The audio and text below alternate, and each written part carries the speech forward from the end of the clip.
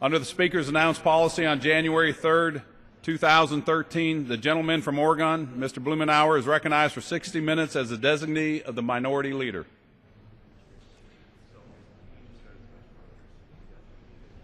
Thank you, Mr. Speaker.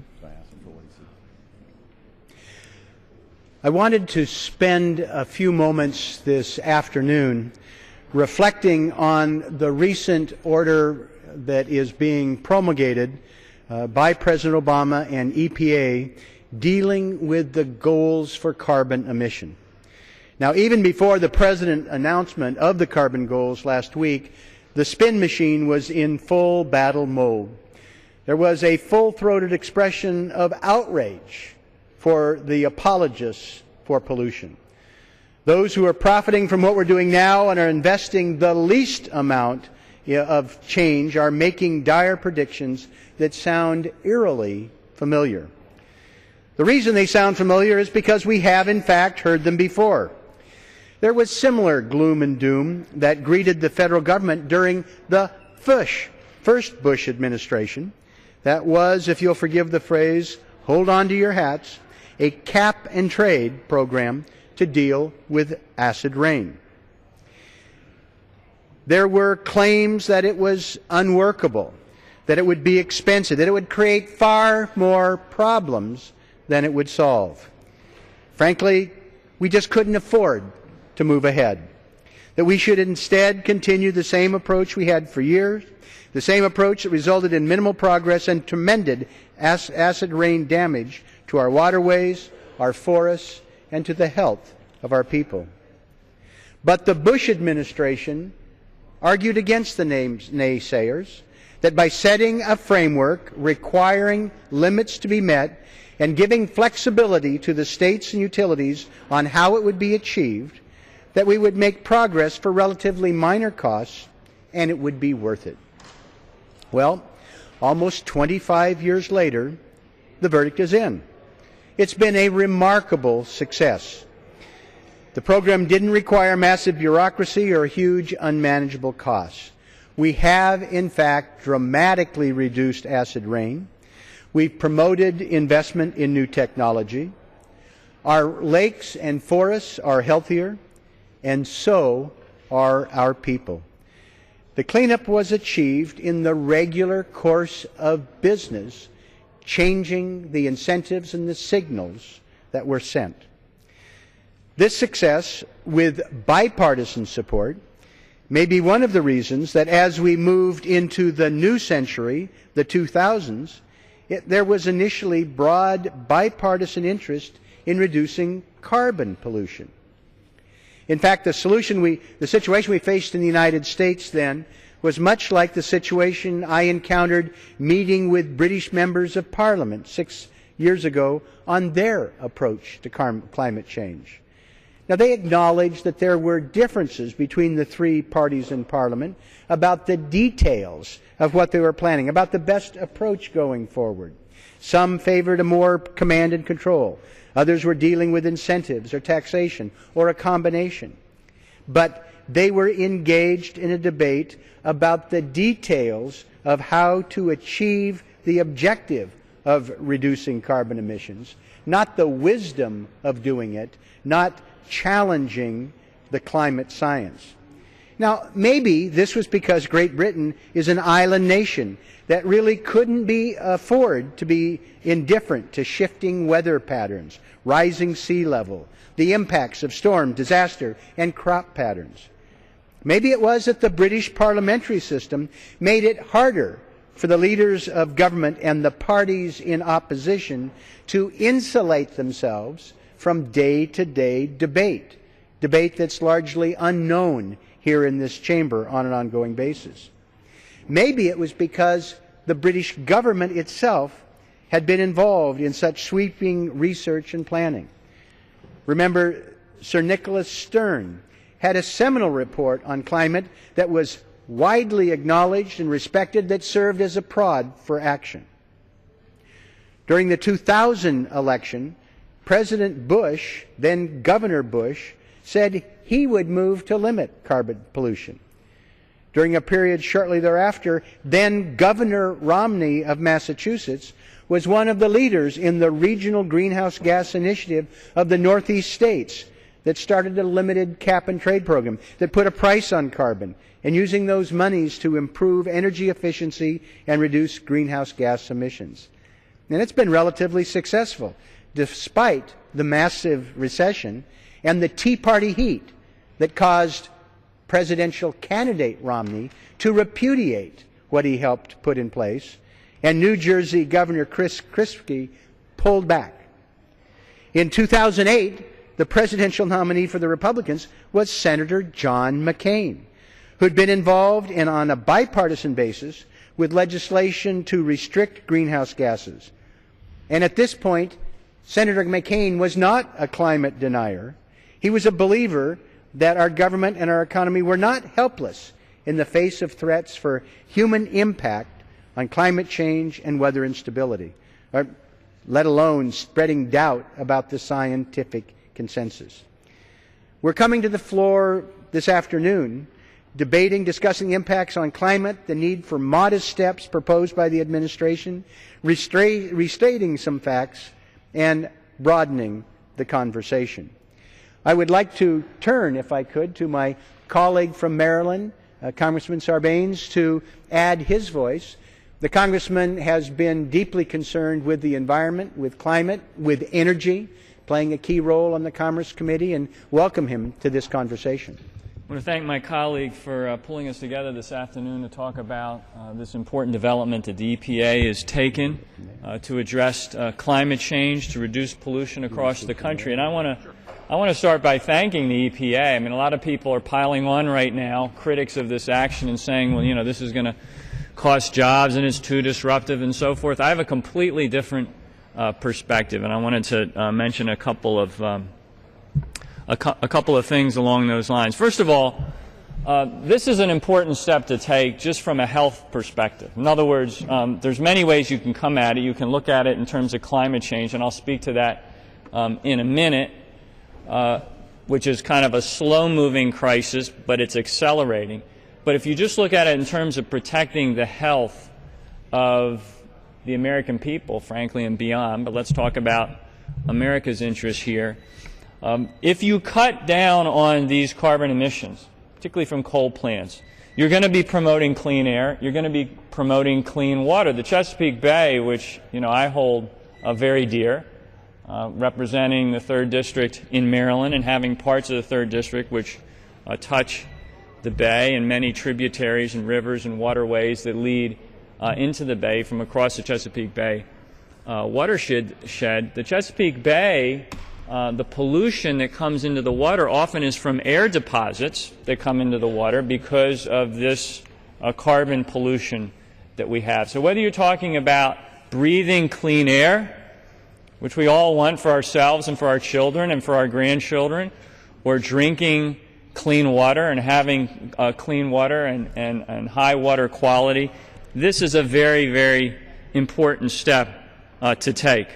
This notion of now setting a goal to cut by 30% the carbon emissions from power plants across the country.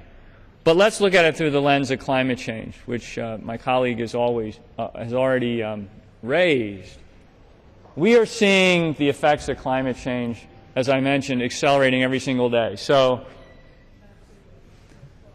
obviously there is a warming going on of the planet, generally speaking, and the scientific support for that being connected to the activities of humankind is pretty incontrovertible. We have the opportunity in the Energy and Commerce Committee to get a lot of testimony on that front. We are seeing violent weather events across the country, which are having a tremendous impact on communities, damaging those communities, harming, actually producing harmed individuals, but also having a terrific impact on economic productivity across the country. So the average American out there, everyday citizens, when they look at this issue, the great majority of them are saying we need to do something about this. We can't just sit on our hands. In fact, there's a recent polling that indicates that 70% of Americans favor stronger limits on the amount of carbon that's emitted by power plants. Well, okay, that's exactly what the EPA is doing here. It's taking action to reduce the carbon emissions from power plants. The EPA is listening to the American people. The Obama administration is listening to what the American people are saying day in and day out about the action that we need to take. Unfortunately, this Congress, the leadership in this House in particular, has not apparently heard the cry of the American people when it comes to doing something about climate change. And so I congratulate the EPA for taking these measures, because this is what the American people want to see, and it's going to have a tremendous positive impact. On climate change per se, 80% of Americans think the U.S. should take action to address climate disruption. 80% of Americans. So those are like common sense people getting up in the morning, going outside, getting their newspaper, opening the newspaper, and seeing that there's been violent storms here, or that there's a drought happening here, or that the water supply is in danger there, all connected back to what's happening with the climate and affecting their communities. So they're saying, okay, the common sense thing for us to do is to take some considered and reasonable and rational steps to try to address one clear cause of climate change and pollution, and that is the carbon emissions from power plants. So thank you to the EPA for taking this initiative in responding to what the American people are saying. Before I hand it back, I do want to touch, though, on what I think is part of the problem here, why it is that, you know, the EPA is the one that's having to step up here and take the initiative, and why we're not taking more initiative right here in Congress. And I think it's because the machinery here has sort of gotten gummed up by the influence that some of these polluters have. There was a report recently issued that indicated or estimated, I guess, that the fossil fuel industry is getting a 5,900% return on the investment it's making here in Washington through campaign contributions and lobbying expenditures. And that estimate comes from looking at some of the taxpayer subsidies that continue to flow to that industry, even though this is an industry that makes, you know, over $100 billion in profits every year. But the influence is also found not just in sort of that corporate welfare that that industry is taking out of this Congress, but it is seen in the way in which our efforts to try to address climate change, to try to address the issues of promoting clean air and clean water, keep getting stopped by certain industries. And and so we need to look at reforms on that front. What do we do to lift up the voices of everyday Americans in a world where money is speech? How do everyday people and people of modest means have speech in that environment and push back on those influences so that we can actually process their will here in Congress? And then let me just close with this observation, because it goes to the argument that's made that somehow this is going to harm us economically as a country to put these goals in place and begin to cut these emissions. My colleague pointed to the sky is falling narrative at the time when we were going to do something about acid rain. And people said, you know, industries aren't going to be able to handle this. It's going to cause parts of the industry to shut down. Americans are going to lose their jobs. What happened? The country, America, stepped up to the challenge and found its way to new opportunities. And I hear a lot of times from industry who say, well, you know, putting these measures in place, particularly when maybe peer nations aren't doing as much on that front as they could, it's going to put us at a competitive disadvantage. You know, we need to have a level playing field and so forth. I get that. but sometimes it makes sense to push us to go find a new playing field. And I think that's what the EPA is helping us do. And it's expressing what the American people want to see. Go innovate. Go figure out a way to do these things differently. Create a new energy portfolio that makes sense from a health and safety standpoint, makes sense in terms of combating climate change, but also will create tremendous new economic opportunities and generate millions of new jobs across the country. So these things are not mutually exclusive. Economic productivity and innovation is not mutually exclusive with doing the right thing with the environment. In fact, if you look back with a clear eye, historically, you will see that when we push ourselves to do the right thing for the environmental reasons and for the health and safety reasons, we often get ourselves to a place of increased economic productivity and innovation. So, in closing, and I thank my colleague for giving me a few minutes here today to talk on the topic, I want to thank the EPA for carrying out, listening to what the American people are saying about the steps we need to take to address climate change, to address our health and the environment out there, and taking this very, very important step that I think is going to be productive and positive for the American people. Thank you. Thank you. I appreciate the gentleman joining us and his observations. In particular, the thought that the sky is falling rhetoric is not necessarily borne out. I'm reminded that 3 years ago there was one of the operators of perhaps the dirtiest coal-powered plant in the country, Homer City, Pennsylvania, warned that there would be immediate and devastating consequences from the Obama administration's push to clean up pollution from coal. It was facing the requirement to cut sulfur dioxide pollution by 80% in less than a year. And it sought to block the rule, and they were unsuccessful. In fact, it was the recent regulation, the EPA's, the Supreme Court upholding the EPA's rule in this case was initiated by the Homer City generating station that precipitated all this. But today, the Homer City power plant is now a model. It hasn't been shut down. There hasn't been devastating consequences for that community. It has been able to adopt the new regulations set in place. It has dramatically reduced its emissions, and it's operating successfully. And the EPA estimates that about 30% of the coal-powered units in the United States are operating without scrubbers. Remember, our friend from Maryland talked about the immediate health benefits, not just environmental. The pollution control equipment is not only for sulfur dioxide, but mercury. It's inexcusable that there are plants still operating without these minimal protections. Mr. Speaker, we're joined by one of my colleagues, also from Maryland, Congressman John Delaney.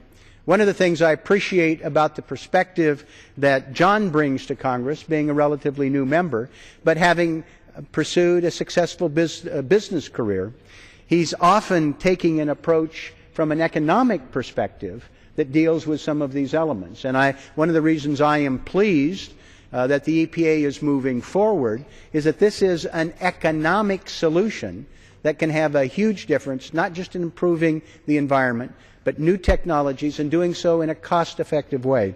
And so we're pleased to have Mr. Delaney here, and I would yield to him for comments that he may have about this situation. Thank you, and thank you, Mr. Speaker. And I want to thank my colleague for his leadership on this issue, for organizing our discussion here today, and for his leadership on so many other important issues here in the Congress. And I like the way he introduced this next segment of our discussions around economic policy, because I will spend a little bit of time on that.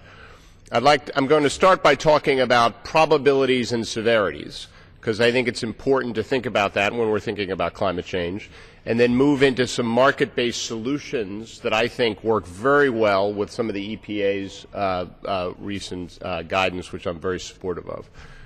So let's start with a view of what experts think of this issue. It is estimated that 97% of the serious climate scientists in the world believe that climate change is occurring and that human behavior is contributing to this.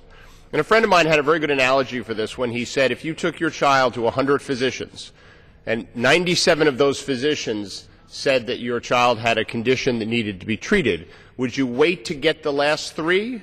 Or would you act on the advice of 97% of the physicians? And that's effectively what we have with respect to the advice that serious climate scientists have with respect to the question, or the two questions, as to whether is climate change happening and is human behavior contributing to it. Secondly, there's a body of work around what are the consequences of if climate change were to continue.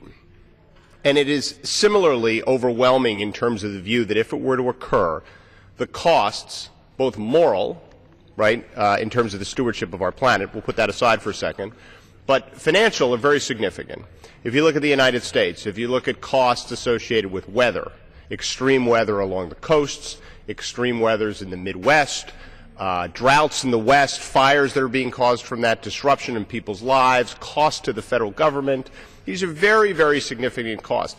Not even counting the geopolitical costs associated with continued climate change. A very large percentage of the poor people in the world live at or below sea level. The effect that rising tides will have in disrupting their lives, we should understand will have a very significant geopolitical implication. So let's think about the probabilities and severities. There's some chance, I view it very small, but some chance that 97% of climate scientists are wrong, that in fact nothing is happening, right? I'd view that as a 10% probability. And so whatever we do, whatever changes in our behavior has to be measured against a 10% probability. There's an overwhelming likelihood that the scientists are right. That's why 97% of them agree. The fact that they're in accord on this issue would make me think from a probability-weighted basis that there's an 80% probability that they're right. And then there's probably a 10% probability that they're wrong the other way, that they're seriously underestimating the effects of climate, and that could accelerate, and our ability to predict the consequences are actually much greater than we believe. So if you add up all those probabilities and multiply them by the severities, you come to a view that this could be one of the central generational challenges of this era in terms of addressing this issue from both a moral and economic perspective. And I think my colleague from Maryland framed it well when he talked about the economic opportunities, because I think we've been presented with a false choice. The choice has been act on this issue, right, act against the advice of 97% of the climate scientists, or ruin our economy if we do that.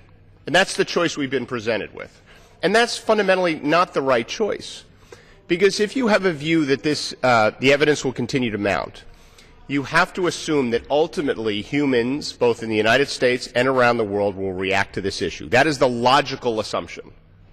And if that logical assumption turns out to be true, then we should assume in 25 to 50 years the way this world, and this country in particular, but the way this world produces energy, distributes energy, utilizes energy, and conserves energy will be very, very different than it is today.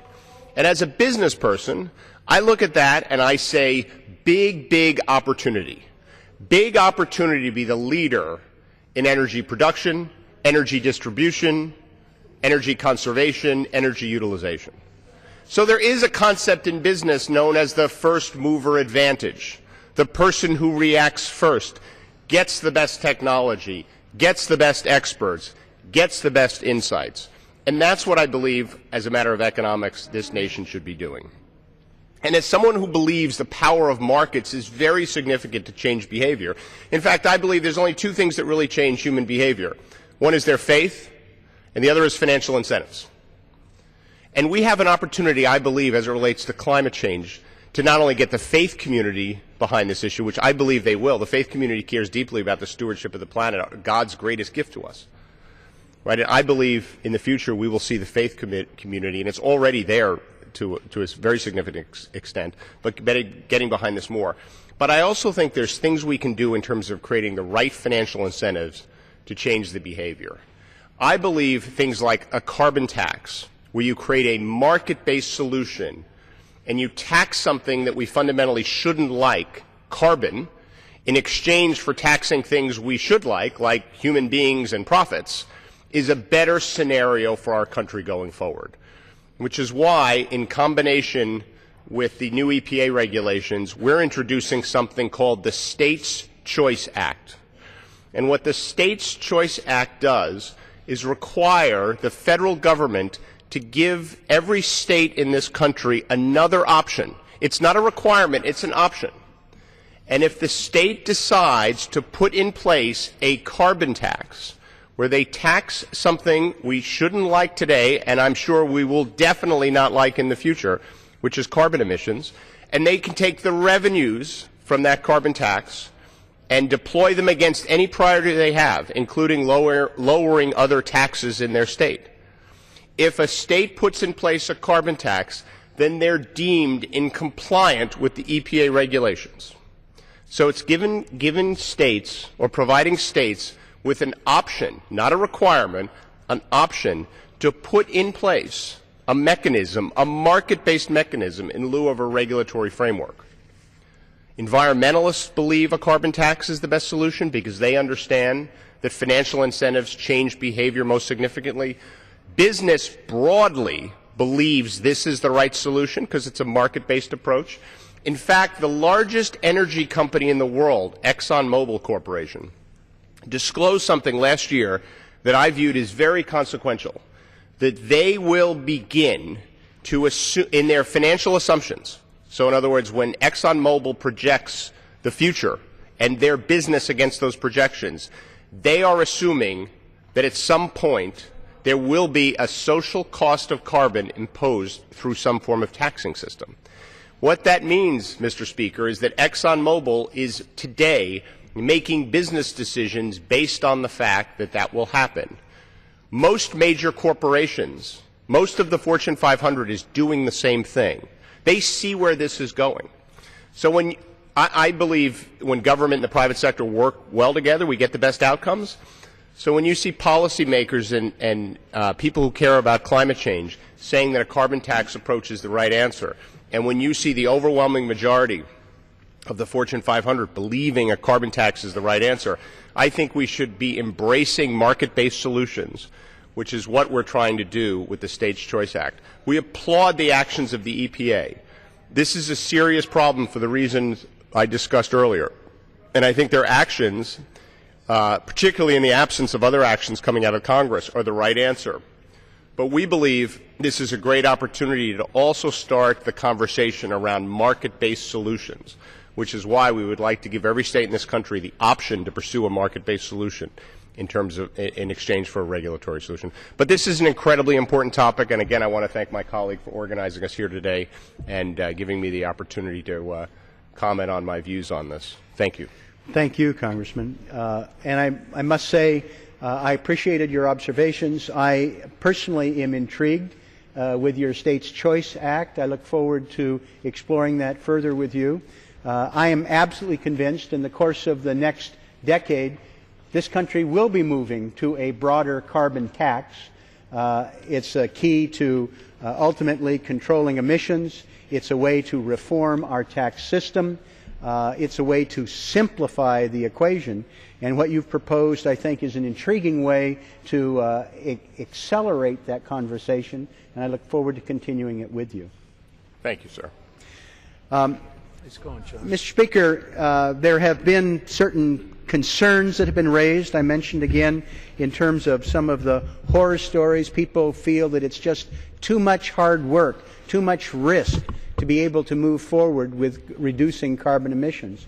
And I must reflect on my own personal experience on this for about 2 minutes, and then I want to turn to my colleague from Virginia, Congressman Moran. From his perspective, he has a great deal to offer to this, and I appreciate his environmental leadership. Over 20 years ago, I was a member of the Portland City Council, and we were involved then with work to deal with carbon pollution. In fact, Portland became the first city in the United States to make a commitment to reduce its carbon emissions. Our plan was to reduce these emissions. We had committed to making a reduction of 40% by 2030. It was an 80% by 2050. It was fascinating to watch as we moved forward with aggressive work with energy efficiency, with transportation, bicycles, light rail, streetcar, building design and planning, having a comprehensive effort to tie these pieces together to change how we did business to meet the carbon objective. Speaker, I'm happy to report that it's working. As of 2012, our greenhouse gas emissions are 11% below the 1990 levels. That's even though our population has grown 30% over that time. It means on a per-person basis, it's been reduced by a third. Emissions from homes are down 13% and down 16% in commercial, industrial, and multifamily sectors. Now, Portland, anybody who's visited it in the last 20 years, is not impoverished. It's not a place that people are fleeing. Indeed, we're finding that cohort of well-educated young professionals, the 20 to 34-year-olds, are actually increasing in the city of Portland, while the quality of life has been maintained. And during that same period of time, jobs are up 18%. And some of the best paying are in those areas that deal with innovation, with energy efficiency, with design, with transportation. So this, from my experience in my hometown, having been involved with it now for a quarter century, it is not only within our capacity, doing it can actually improve the economy and the quality of life. But there's another critical area that we need to address, and that is why I am so pleased that Congressman Moran is here. As senior member, I think the dean of the Virginia delegation sadly has decided that he may move on and retire after this Congress after a long and distinguished career. But one of the areas that Congressman Moran is a powerful, respected voice deals in the area of national security. And I'm pleased that he's with us here this afternoon and perhaps can have some observations about what this means to the future security of our country, not just in terms of the environment. Congressman Moran.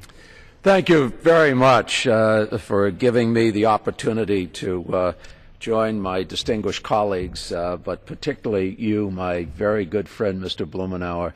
I just cannot thank you enough on behalf of this country for your leadership on this issue. This is an important opportunity to discuss the President's proposed standard to limit carbon pollution, because just last week our Environmental Protection Agency Administrator Gina McCarthy announced proposed regulations that would reduce carbon pollution by 30% below 2005 levels, basically below what they were a decade ago. So that's going to help many states who have already made substantial progress, such as Oregon, toward that objective. But it's a baseline that most scientists believe is absolutely necessary to prevent irreversible climate change. The new standard relies heavily on the existing state and federal Clean Air Act partnership that already exists, which enables states to develop their own paths to reduce carbon emissions. States are going to have the flexibility to cut emissions based on what makes the most sense for their unique situation, including options like reducing demand through encouraged production of cleaner sources of electricity, cap and trade programs, and a menu of other energy efficiency ideas. States can work collectively with other states to develop multi-state carbon reduction plans. But without this major course correction, our present trajectory on climate change threatens the future of this planet. And as each day passes without action, the more we are destined to harm our environment, our country, and our loved ones. So while this plan may not be perfect, the current public comment period does provide an opportunity to improve on it. And given the inability of Congress to enact meaningful legislation on this or almost any of the other pressing issues our country confronts, I fully support the President's decision directing the Environmental Protection Agency to issue a standard for carbon emissions, because it has become clear that this Congress will not do so. It's no secret that the majority who control this chamber are in climate change denial. Just 2 weeks ago, the House passed an amendment offered by Mr. McKinley of West Virginia to the National Defense Authorization Bill that prevents the Pentagon from using funds to implement climate change assessments. This is a head-in-the-sand amendment, essentially a way to ensure that the realities of climate change are ignored by our national security policymakers. It's an absurd notion that our military leaders should not react to the unequivocal fact that the planet is warming and that human activities are responsible. The McKinley Amendment and those who voted for it remind me of the 16th century Catholic Church, Mr. Blumenauer, that condemned the work of a scientist by the name of Galileo, who dared to claim that the Earth was not the center of the universe, but that it, along with the planets, revolved around the sun.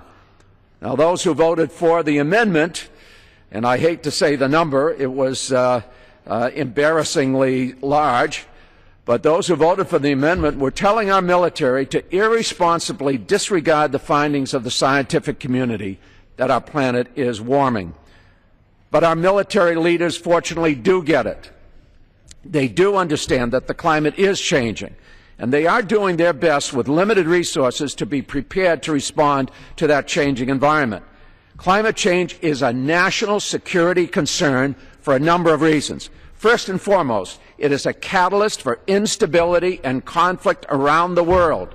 The U.S. Department of Defense's own Quadrennial Defense Review, this is the document that defines the Department's strategic objectives and potential military threats, declared the threat of climate change is a serious national security vulnerability that could enable terrorist activity. The Quadrennial Defense Review specifically states, and I quote, "The pressures caused by climate change will influence resource competition while placing additional burdens on economies, societies, and governance institutions around the world. The results will be a higher demand for American troops abroad, even as we struggle to deal with the devastating impacts caused by flooding and extreme weather events here at home." Climate change is also a new form of stress on our military readiness. The Navy, for example, estimates that 128 of its installations just at the Norfolk, Virginia Naval Yard alone would be affected by a 1 meter rise in sea level, which we have to anticipate. It recently had to spend $240 million to double-deck 4 of its piers down at the Norfolk Naval Base so that they could harden utility lines and make the structures more resilient to sea level rise and more extreme and more frequent weather events. Now, as an appropriator, I and my colleagues on the committee are dealing with the reality of climate change in federal agency budgets. The effects of climate change are ratcheting up federal expenditures. The 10-year average for wildland fire costs, the basis on which we attempt to budget for fighting wildland fires, is going up every year. We spent more than $800 million just fighting wildfires last year. So our military gets it. The vast majority of the American public gets it. The executive branch gets it. It seems that almost everyone gets the fact that climate change is happening. That is everyone but a majority here in the House and a filibuster-sufficient minority in the Senate. Perhaps they're in denial because their political base either chooses to be ignorant or is profiting from inaction. Perhaps it's a generational issue.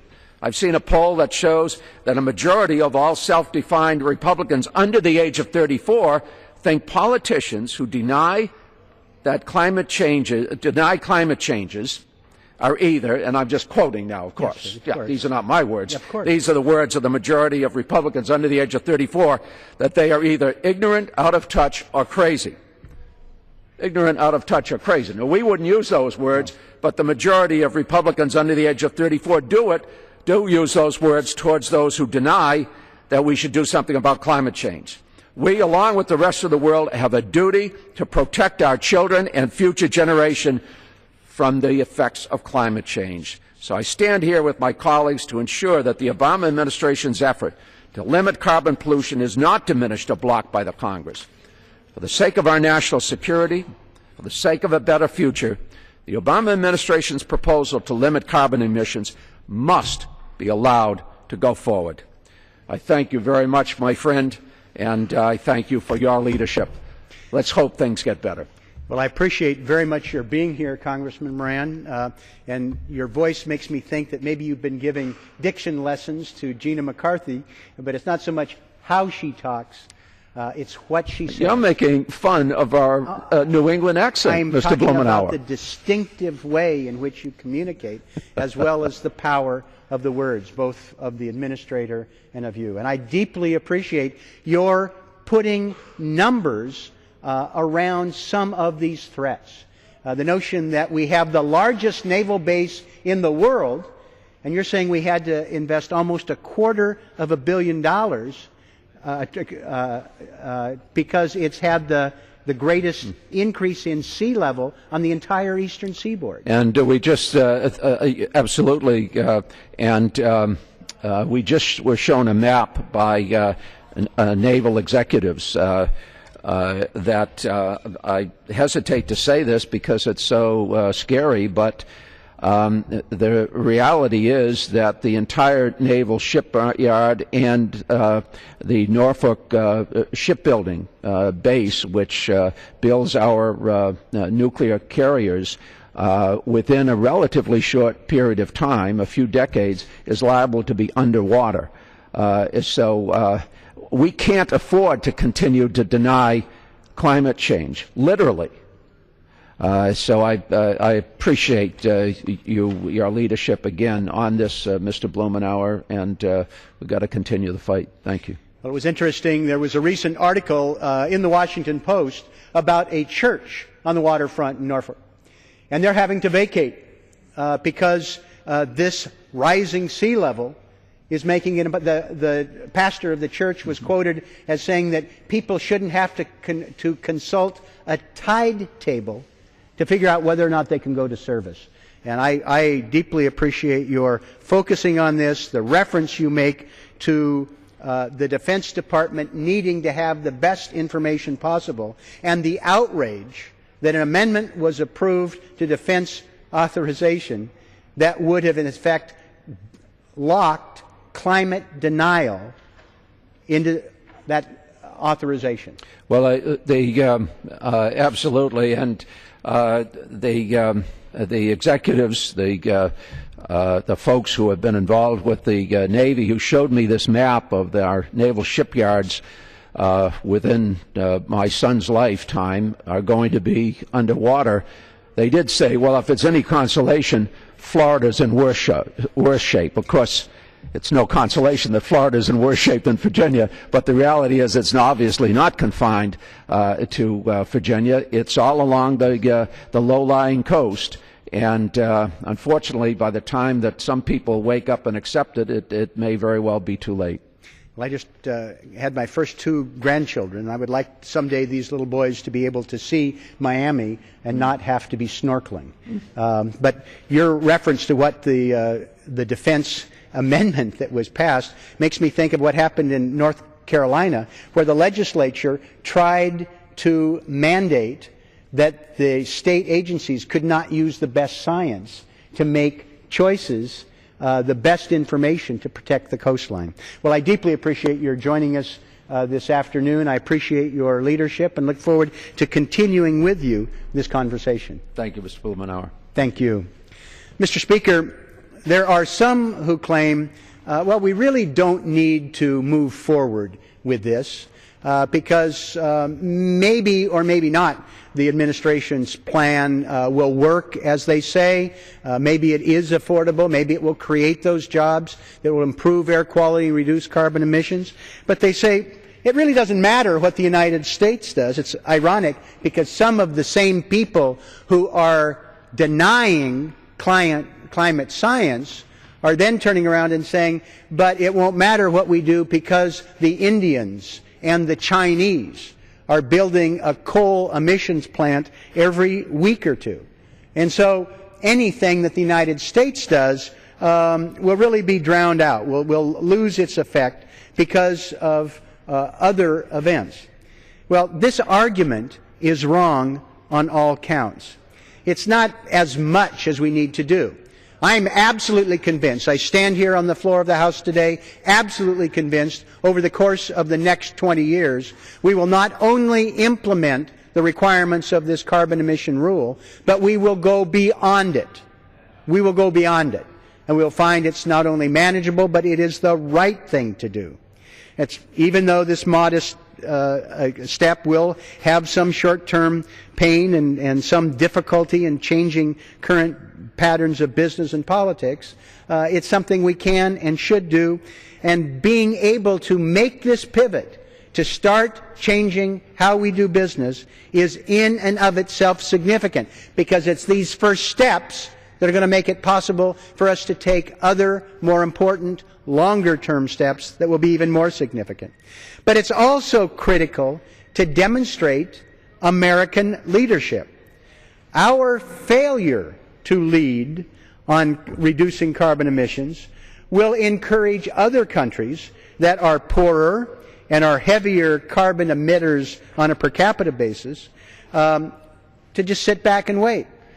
Some of them will say, hey, you in the United States are the people who have created most of this problem. The United States is now been passed by China in terms of annual current carbon emissions, but in terms of total carbon in the atmosphere, the United States is the all-time leader and will be for some time. And on a per capita basis, we're still far and away number one. Americans can emit 3 times as much carbon per person as Chinese and 6 times more carbon per person than the Indians. So the United States is the greatest historic carbon emitter, and we're still emitting far more carbon per person. If we don't step up, being rich, powerful, more technologically advanced, how is it that we're going to expect poor countries where people are struggling with existential challenges for food and sanitation, how do we expect them to ever follow suit if we're afraid to lead? Well, I think this rule that is being promulgated is an expression that we're not afraid to lead. As I say, it's an important interim step, it sends an important signal, and it starts a broader conversation internationally. I was in Copenhagen 4 years ago and watched as the United States shuttled back and forth, the President trying to get people aligned, dealing with the European Union. But frankly, we're never going to be able to have one large multinational organization that's going to put all these pieces together. It's going to require leadership. It's going to require leadership from the United States, showing the way that we're willing to do this, and then working with not just the Chinese and the Indians, but the Brazilians, the Indonesians. In this political and economic climate, it's wildly unrealistic to expect that the United States is going to assume the entire burden itself, but it's important for us to send the signal that we're moving in the right direction. The United States, over the course of the next 50 years, is going to be challenged to deal with all that we need to do. Plus, as my friend from Virginia mentioned, we're facing serious problems in terms of climate change that's already underway. If we were some way be able to drop global carbon emissions below the 400 parts per million that we're at now, back to 350 parts per million, we're still going to watch the climate effects unfold. We're still going to watch Florida sink with oceans rising, problems for its water supply. We're going to watch large chunks of the Arctic ice sheet collapse. We're going to watch parts of Greenland disappear. Ocean levels are going to continue to rise. This means that the United States is in a race to be able to deal with things to help people adapt with climate change, and for heaven's sakes, not to give up because it's going to be a problem. We don't want it to accelerate. We don't want to make it worse. If we're going to be able to deal with the challenges 50 years from now, it's what we do in the next 5 years in communities all across America that's going to make a difference. Acting with cleaner technology, cleaner energy, greater efficiency will save American families money over the next 20 years compared to the current wasteful patterns. It's an opportunity for us to realign our economy for the economy of the future. It's an opportunity for us to be able to minimize the consequences of climate change, and frankly, every single use of energy has some negative consequences, every one. But being able to use that energy more efficiently, more effectively, and do it sooner minimizes those negative consequences while we harness the economic power to change the economy. I want to conclude with just one observation about the way that the administration has proceeded. They have signaled the approach that they're taking going forward. They have taken goals and adjusted those carbon goals based on where states are now, what their energy mix is, what they can do in a reasonable way in the years ahead. And they've taken those goals and given great flexibility to the individual states. This is not a one-size-fits-all solution. To the contrary, giving them realistic goals and giving them flexibility on how they're going to achieve it is a terrific way to harness market-based solutions and the ingenuity of the individual states. The administration, I've heard from a number of people in the industry, has reached out, talking to people with electric utilities, gas, working in terms of large industrial users, and having those conversations with states, red state and blue, regardless of their energy mix. They've made it clear that they are encouraging people to take advantage of the flexibility that's been given to them. I think this is an ideal model for going forward, not denying the problem, not trying to solve it all overnight, not trying to have one size fits all, but to deal with a minimal standard going forward that sets the base, giving people a range of options to meet it, and inviting their ingenuity and their activity. Mr. Speaker, there is no issue that is more important that this Congress should be addressing. And sadly, you know that we've not done much to deal with it on the floor of the House. But the administration is at least stepping forward to not denying climate, but being able to give people choices to meet our objectives. I commend the administration for the steps they've taken, and I hope that all members will take the time to familiarize themselves with it and what their states can and should do to be able to meet that objective, for America to exercise leadership at home and abroad, meet these minimal objectives, and to exceed them in the years ahead. As we did with acid rain, we can do with carbon emission. I urge my colleagues to focus on how we can do this to make it a great success story to preserve the future of our children and grandchildren. I appreciate the opportunity to share this discussion and yield back the balance of my time.